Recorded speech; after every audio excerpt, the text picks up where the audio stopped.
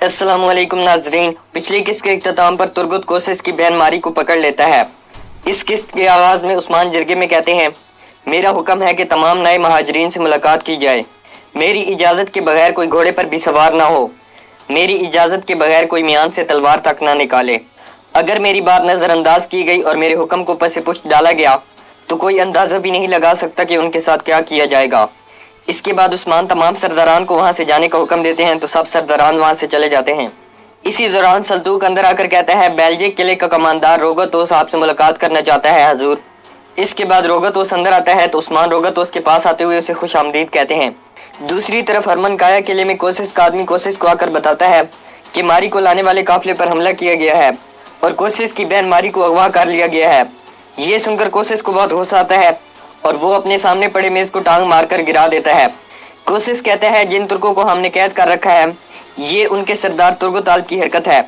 वो मेरी बहन के बदले अपने बेकार सिपाहियों को छुड़ाना चाहता है। कोसिस अपने आदमी की तरफ बढ़ते हुए कहता है, हम पूरी दुनिया को उनके सरों पर पलट देंगे और हम उन्हें सूली पर चढ़ाएंगे।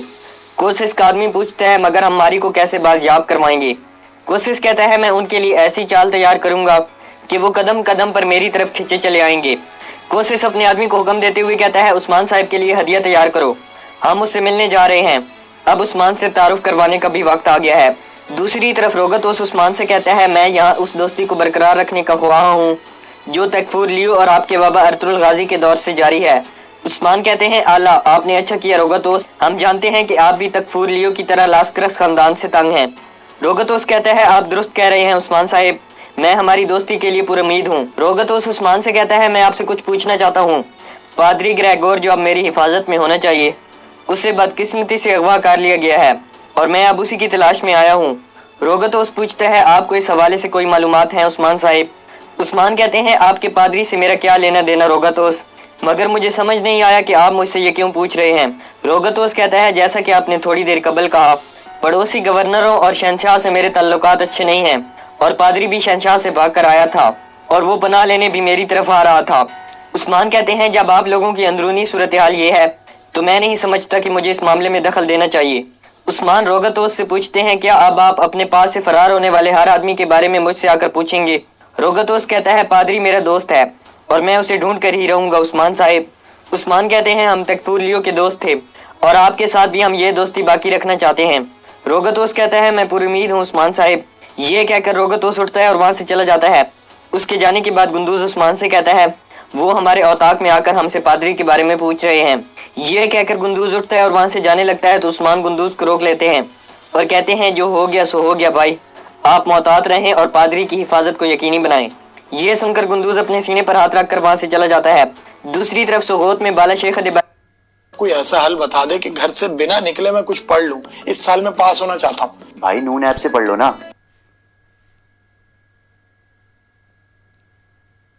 अदेबाली के पास आती है और उन्हें झुककर सलाम करती है। शेख अदेबाली खुशी से कहते हैं, तुम्हारे चेहरे पर फूल खिल रहे हैं बेटी।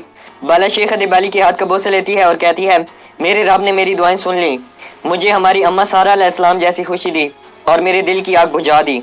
बाला शेख अदेबाली को माँ बनने की खुशखबरी सुनाती है तो शेख अदेबाली अल्लाह ताला का शुक्र अदा करते हैं। इसके बाद शेख अदेबाली नमाज अदा करते हैं। नमाज अदा करने के बाद शेख अदेबाली अल्लाह ताला से दुआ मांगते हैं और फिर बाला को अपने सीने से लगा लेते हैं। बाला पूछती है, हमें कबीले में इसका ऐलान कब करना चाहिए मेरे शेख? शेख अदेबाली कहते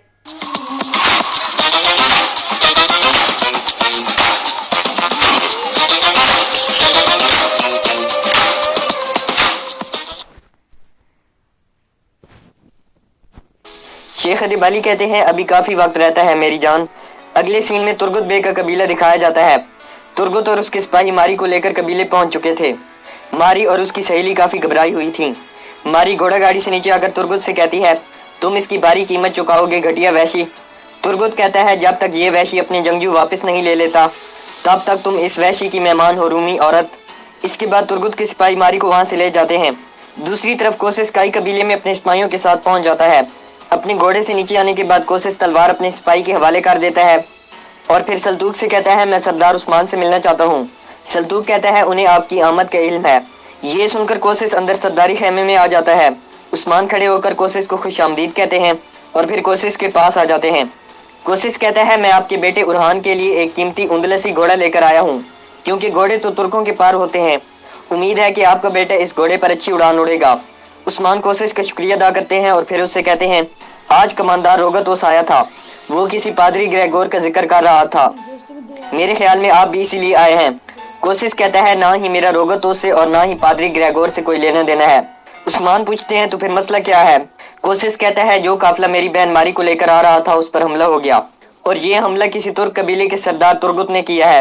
یہ سن کر عثمان سوچ میں پڑ جاتے ہیں تو کوسس کہتا ہے کیا آپ کے ہاں خواتین کو اغوا کرنے کی بھی کوئی روایت ہے عثمان صاحب؟ یہ سن کر گپتوگ آگے بڑھنے لگتا ہے تو عثمان گپتوگ کو اشارے سے روک لیتا ہے۔ کوسس مزید بدتمیزی کرتا ہے تو بوران بھی آگے بڑھنا چاہتا ہے مگر عثمان اسے بھی روک لیتا ہے۔ عثمان کوسس سے کہتے ہیں سوچ سمجھ کر اپنے الفاظ کا استعمال کرو۔ کوسس کہتا ہے میں سوچ سمجھ کر ہی بول رہا ہوں، ہم نے آپ کو اس تمام ترک علاقے کا لیڈر سمجھا، ہمارا خیال تھا کہ اس علاقے کی حدود کے اندر کوئی بھی ترک شہری آپ کی اجازت کے بغیر کوئی حرکت نہیں کر سکتا۔ عثمان کوسس کی طرف بڑھتے ہوئے کہتے ہیں آپ کا خیال ٹھیک ہے کوسس، میں اپنے دوست اور دشمن کا چناؤ خود کرتا ہوں۔ کوسس کہتا ہے ماری مجھے بہت عزیز ہے اور آپ کے ترک سردار نے اس کی جان لینے کی کوشش کی، میں ابھی تک یہ بھی نہیں جانتا کہ ماری زندہ بھی ہے یا نہیں۔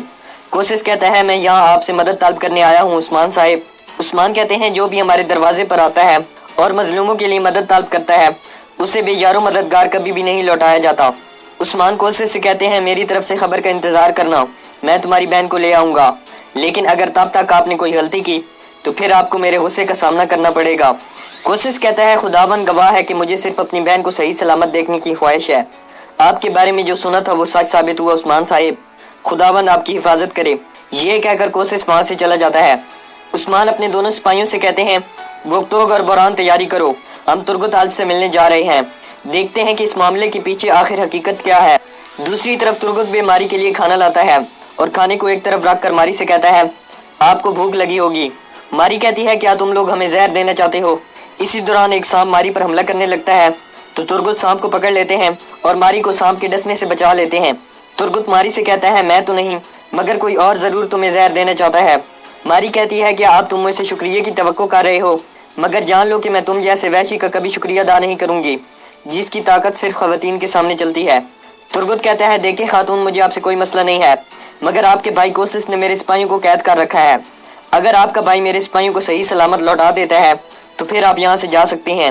ماری کہتی ہے میرا بھائی کوسس تمہیں کبھی نہیں چھوڑے گا۔ دوسری طرف عثمان اور اس کے سپاہی اپنے گھوڑوں پر سوار ہو کر ترگت کے قبیلے کی جانب آ رہے تھے۔ ادھر ترگت بھی اپنے سپاہیوں کے ساتھ قبیلے میں چہل قدمی کر رہا تھا۔ اسی دوران قبیلے کے طبل بجتے ہیں اور عثمان قبیلے میں داخل ہوتے ہیں۔ ترگت اور اس کے سپاہی عثمان کو دیکھ کر کافی حیران تھے۔ عثمان اور اس کے سپاہی گھوڑوں سے نیچے آ جاتے ہیں اور ترگت کے سامنے پہنچ کر عثمان ترگت کو سلام کہتے ہیں۔ ترگت عثمان کو خوش آمدید کہتا ہے تو عثمان ترگت سے پوچھتے ہیں آپ پر کسی لڑکی کو اغوا کرنے کا الزام ہے، اس لڑکی کا بھائی کوسس میرے پاس آیا تھا، اس نے مجھ سے اپنی بہن کا مطالبہ کیا۔ ترگت کہتا ہے عثمان صاحب ہم آپ کے نام، شان، بہادری اور طاقت سے بخوبی واقف ہیں مگر میں اپنے قبیلے کو بچانے کے لیے ویسا ہی کر رہا ہوں جیسا کہ آپ کرتے ہیں۔ کوسس کے پاس میرے سپاہی ہیں، میں ماری کے بدلے اپنے سپاہی چاہتا ہوں۔ ترگت کہتا ہے میں نہ ہی عثمان صاحب آپ کو اور نہ ہی کوسس کو ماری دوں گا۔ عثمان کہتے ہیں اگر آپ کو میری بہادری اور طاقت کا اندازہ ہے تو آپ کو معلوم ہونا چاہیے کہ آپ کو میرا حکم ماننا ہے۔ ترگت حلب ماری کو میرے حوالے کر دو، پھر میں قسطنطنیہ سے آپ کے سپاہیوں کو واپس لے آؤں گا، اس طریقے سے میں لین دین کے درمیان دونوں اطراف کا ضامن بن جاؤں گا۔ یہ سن کر ترگت اپنے ایک سپاہی کو تان سے کہتا ہے ماری کو لے کر آؤ۔ اس کے بعد ماری وہاں آتی ہے تو ترگت ماری سے کہتا ہے عثمان صاحب آپ کو آپ کے بھائی کوسس کے پاس لے جائیں گے لیکن اسے بتا دینا ایک دن اسے حساب ضرور دینا ہوگا۔ ماری کہتی ہے میں اس دن کا انتظار کروں گی۔ ترگت کہتا ہے آپ جا سکتی ہیں۔ عثمان ترگت سے کہتے ہیں آپ نے صحیح فیصلہ کیا ہے۔ اس کے بعد عثمان ماری کو لے کر وہاں سے جانے لگتے ہیں تو ترگت پیچھے سے آواز لگا کر کہتا ہے امید کرتا ہوں کہ آپ ویسے ہی ہوں گے جیسا لوگ آپ کے بارے میں کہتے ہیں، میں آپ سے وعدہ نبھانے کی توقع کرتا ہوں۔ عثمان رک کر ترگت سے کہتے ہیں آپ تسلی رکھیں، مجھے لگتا ہے کہ آپ ایک اچھے انسان ہیں، عنقریب آپ کے سپاہی آپ تک پہنچ جائیں گے۔ یہ کہہ کر عثمان اور اس کے سپاہی اپنے گھوڑوں پر سوار ہوتے ہیں اور عثمان ماری کی حفاظت بوران کے ذمہ لگا دیتا ہے۔ اس کے بعد وہ سب ترگت کے قبیلے سے چلے جاتے ہیں۔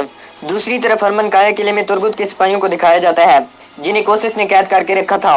کوسس کے سپاہی ترگت کے سپاہیوں کی انگلیاں کاٹ رہے تھے اور انہیں ہر طرح سے اذیت دینے کی کوشش کی جا رہی تھی۔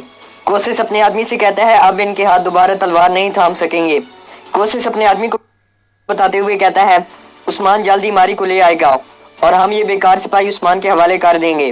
اسی دوران کوسس کا ایک سپاہی وہاں آتا ہے اور کوسس سے کہتا ہے جناب سردار عثمان کا سپاہی بوران حلب آیا ہے اور آپ کی بہن بھی اس کے ساتھ ہے۔ یہ سن کر کوسس اپنے آدمی سے کہتا ہے سردار عثمان نے میری توقع سے بھی جلدی اپنا وعدہ نبھایا ہے۔ دوسری طرف کائی قبیلے میں اندریاس پادری گریگور سے کہتا ہے ہم اور یہاں کتنی دیر رہیں گے جناب؟ پادری کہتا ہے ہم ہاتھ پر ہاتھ دھرے نہیں بیٹھے رہ سکتے اندریاس، ہمیں کماندار روگتوس تک خبر پہنچانے کے لیے کوئی نہ کوئی راستہ تلاش کرنا ہوگا۔ اس کے بعد پادری اپنے زخم پر ہاتھ رکھتے ہوئے اندریاس سے کہتا ہے ہم اس امانت کی حفاظت کرنے کے لیے زندہ رہیں گے اور آسمان کی قید سے خلاصی پا لیں گے۔ دوسری طرف بوران اپنے سپاہیوں کے ساتھ ماری کو ہرمنکایا کے لیے لاتا ہے تو ماری آگے بڑھ کر اپنے بھائی کوسس سے ملتی ہے۔ کوسس بوران سے کہتا ہے میری بہن